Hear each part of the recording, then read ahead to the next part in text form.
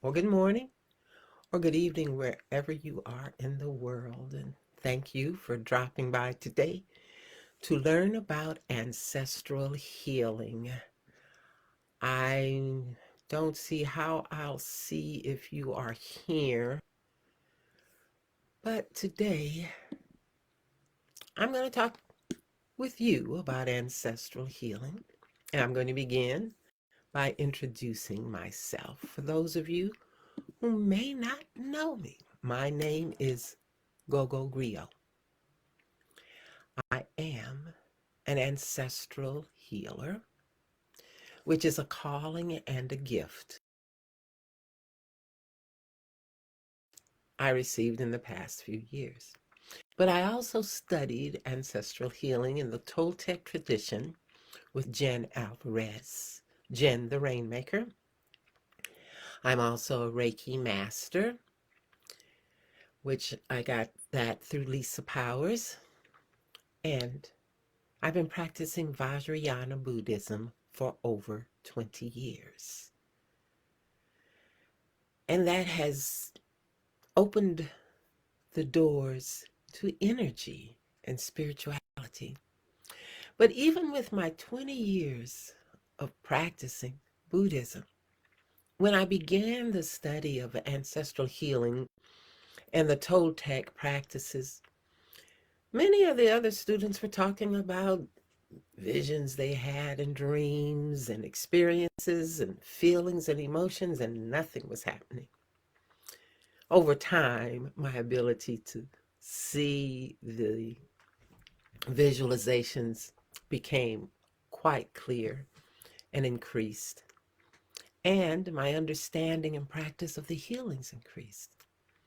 But it wasn't until one ancestral healing I had with one of the students that I had a transformative experience. During the whole healing, I cried. I don't remember when it started, but tears began to fall because I began, for the first time in my life, I experienced emotionally. I experienced emotionally what it felt for my ancestors, for my female ancestors, to be taken from their homes, put in a monstrous ship, taken to a foreign land with strange people, stripped of all of their dignity. No place for privacy, no place for modesty, no respect of their person as a human being. In all of my life, through everything I had read, through all of the Underground Railroad stories I told, I had never allowed myself to experience, to feel what my ancestors felt. And it wasn't a good feeling. It can still almost bring me to tears, but those tears that I had during that ancestral healing were cleansing, freeing, and transformative. Because after that healing, I experienced this and knew and know this complete sense of freedom. I am no longer a slave, nor are my ancestors having to suffer what they suffered. Those who were still suffering it, because obviously there were some who were suffering because I carried it still within myself. And that is what ancestral healing does. It reveals for you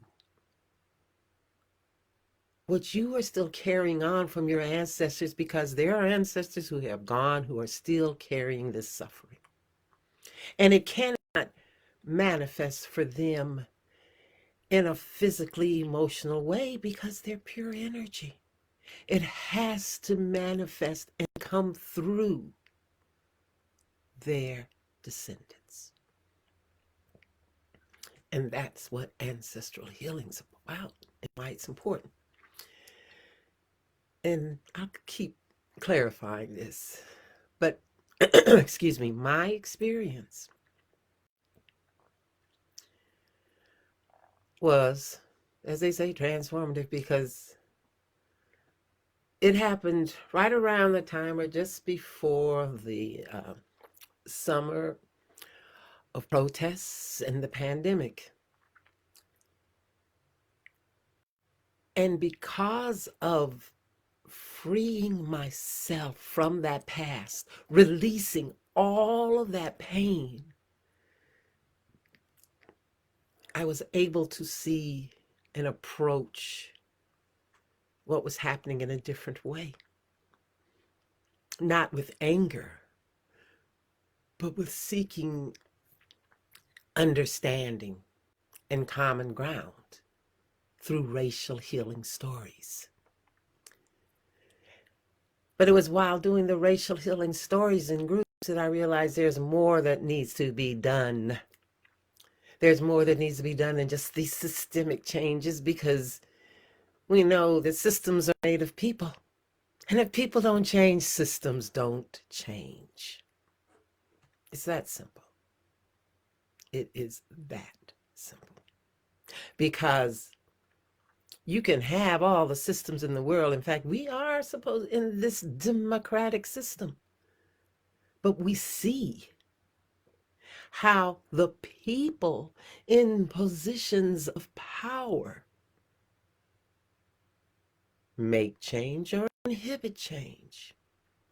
Therefore, if we really want to make change, especially racial change, we need to look at the roots of the problem.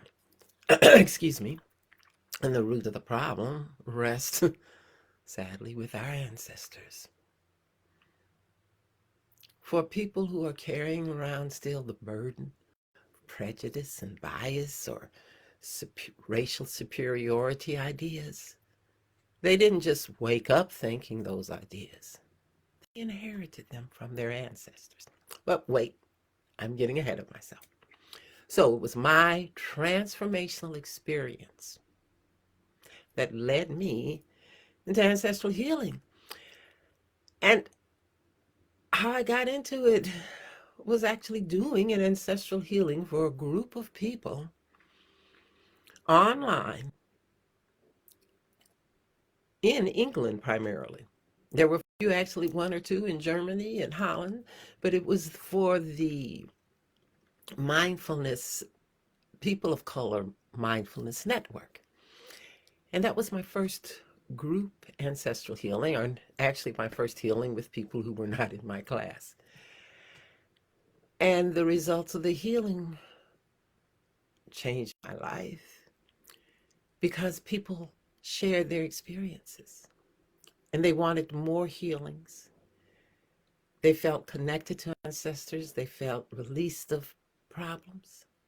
I connected with two other healers, a sound healer and a shamanic healer, and we did a second healing, group healing. And that was when we learned that just doing one healing, one shot off healings aren't good when people are not ready to continue the transformation, because it takes time. Ancestral healing is not like going to the dentist and having a tooth pulled, or going to the hospital and having your appendix taken out. Ancestral healing is an energetic, and some would say spiritual process. Recently, Daniel 4, who offers a certification in ancestral healing, did a webinar entitled, "Am I Making This Up?" And I thought that was a excellent title for someone talking about ancestral healing, because many times there is no visible proof of anything happening because we are dealing with energy and with the unseen.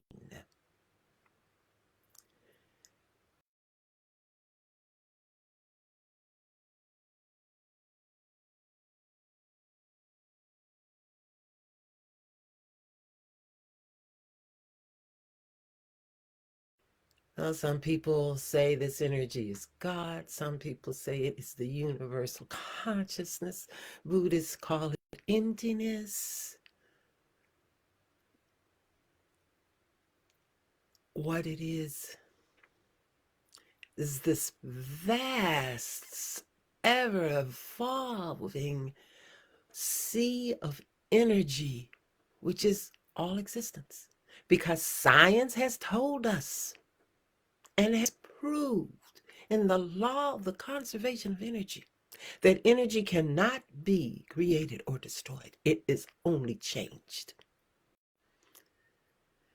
And for those who are religious, that ties in whatever your highest doctrine is.